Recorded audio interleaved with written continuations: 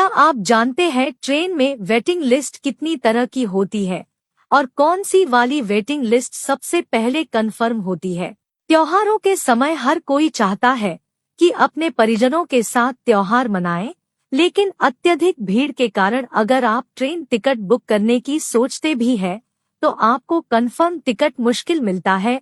ऐसे में waiting ticket ही मिल पाता है और अधिकांश लोग ट्रेन से ही सफर करना चाहते हैं।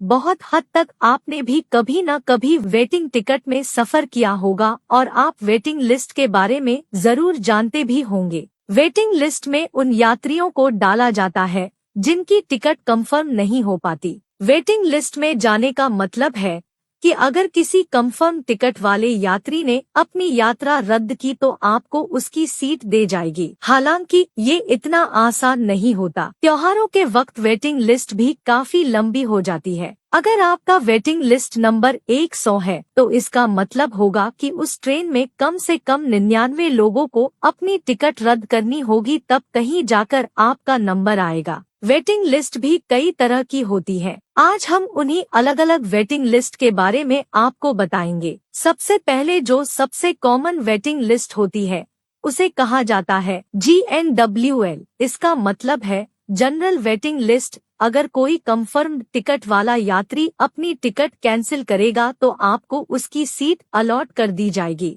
दूसरी वेटिंग लिस्ट होती है TQWL। अगर आप तत्काल में कोई टिकट बुक करते हैं और वो वेटिंग में आ जाता है तो उसे तत्काल वेट लिस्ट TQWL कहा जाता है। इस टिकट के कंफर्म होने के चांस बहुत कम होते हैं। तीसरे नंबर की वेटिंग लिस्ट होती है PQWL। इसका मतलब है पूल कोटा वेटिंग लिस्ट। ये वेट लिस्ट जनरल से अलग होती है। इसमें उन यात्रियों को डाला जाता है जो शुरुआती और अंतिम स्टेशन के बीच में चढ़ने उतरने वाले होते हैं। जैसे दिल्ली से पटना जा रही ट्रेन में लखनऊ से ट्रेन पकड़कर बनारस या प्रयागराज में उतरने वाले यात्री। वही चौथे नंबर की वेटिंग लिस्ट होती है RLWL, यानी कि रिमोट लोकेशन वेट लिस्ट। छोटे स्टेशनों का भी ट्रेन में सीट कोटा होता है।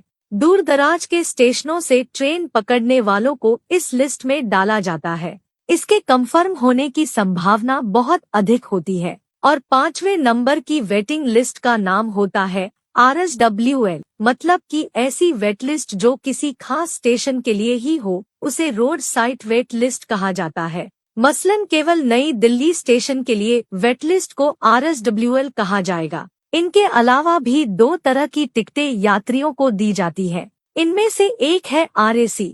इसका मतलब है रिजर्वेशन अगेंस्ट कैंसिलेशन। इसमें एक ही सीट को 2 RAC टिकट वाले लोगों को दिया जाता है। जैसे ही कोई कंफर्म टिकट कैंसिल होती है, सबसे पहले इन्हीं लोगों की टिकट कंफर्म की जाती है और पूरी सीट दे दी जाती है। इसके बाद है CNF। हालांकि ये टिकट का टाइप नहीं है बल्कि आपकी टिकट पर अपडेट है। इसका मतलब होता है कि आपकी टिकट कंफर्म हो चुकी है और चार्ट बनते समय सीट अलॉट की जाएगी। ट्रेन के चार्ट उसके प्रस्थान के समय से करीब 4 घंटे पहले तैयार हो जाता है।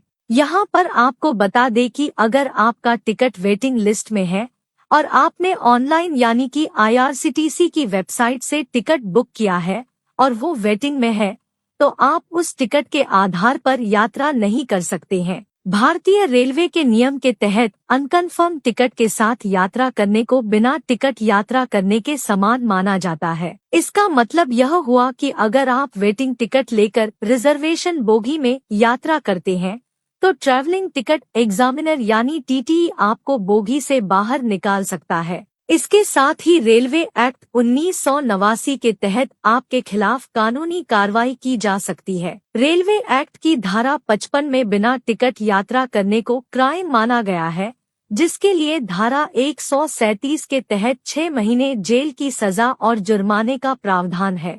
ऑनलाइन टिकट बुक करते हैं और कंफर्म नहीं होने की दशा में टिकट अपने आप कैंसिल हो जाता है और पैसा ग्राहक के खाते में रिफंड हो जाता है। हालांकि रेलवे काउंटर से टिकट लेने पर अपने आप कैंसिल नहीं होता है। इसके लिए रेलवे काउंटर पर जाना होता है।